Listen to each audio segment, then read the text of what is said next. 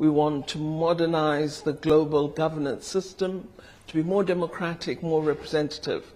And if you share those ideals, then BRICS is your home, it's where you should be.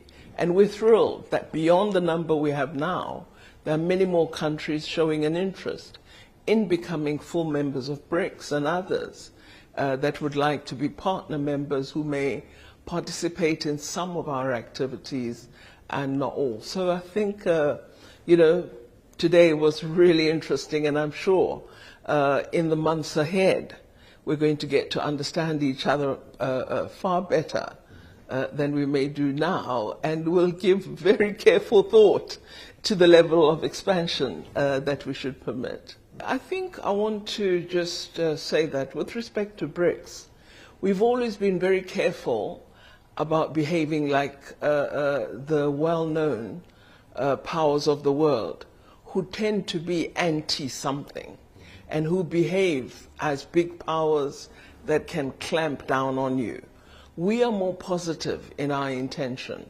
We wish to establish systems that allow development to proceed smoothly, systems that are inclusive, systems that don't act against weaker economies and seek to destroy them or hold them down. We don't wish to behave like big powers do of the North.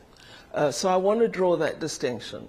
So having said that, I can confirm that we are concerned at the unilateral imposition of sanctions and its impact on many developing countries, and we would like to develop a system that allows us to exchange financially without having to be afraid that there'll be some punishment which will follow such exchange. So really looking at diversifying international payment systems is an important agenda we've set ourselves, and I think the conclusions are going to be tabled at the Kazakh summit that Russia will host later this year. So we're making progress in the deliberations. We have previously expressed our concern that the implementation of international instruments is often done in a manner that exhibits inequity in terms of how we look at countries, but also a double standard in what we regard as human rights and abuse and what is accepted as all right. If it's done to Palestinian people, it's all right, but if it is done to a European, then it's not acceptable. And it is this double standard that drives much of the opinions from powerful communities. So when a warrant is issued for President Putin, everybody says hurrah and celebrates.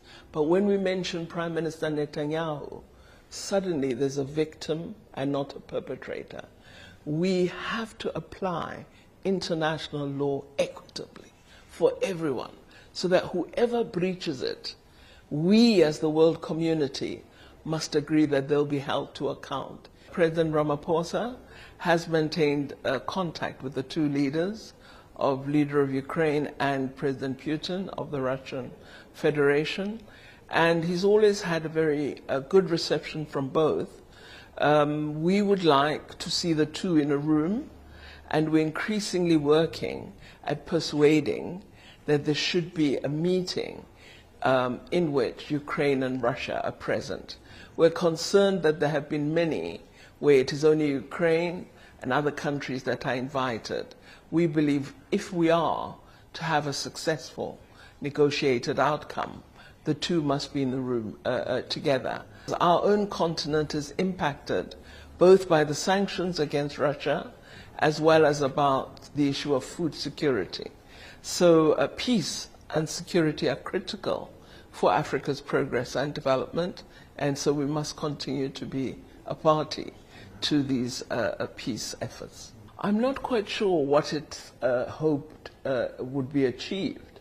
Our own advice was that it may be better to have a meeting at the officials level between Russia and Ukraine, and then subsequent to that, move on to a bigger conference. But before deliberations between the two, even if it's at inception stage, we felt this wasn't really a good step to take, because it will be theater rather than a real focus on achieving a cessation or indeed a proper peace negotiation.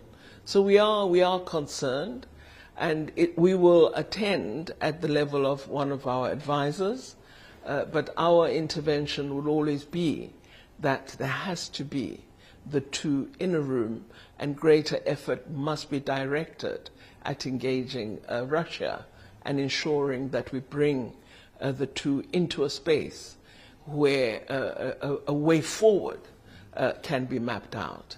In our view and from our experience, having negotiated our own settlement with respect to apartheid, we know that you can't tell us what the conclusion should be. We are the ones who will determine it. And that is why the two present talking to each other is absolutely imperative. Absent one, you're actually just, it's an exercise in futility. So I think you have to get real and ensure that you begin a process that leads you out of the conundrum that exists currently.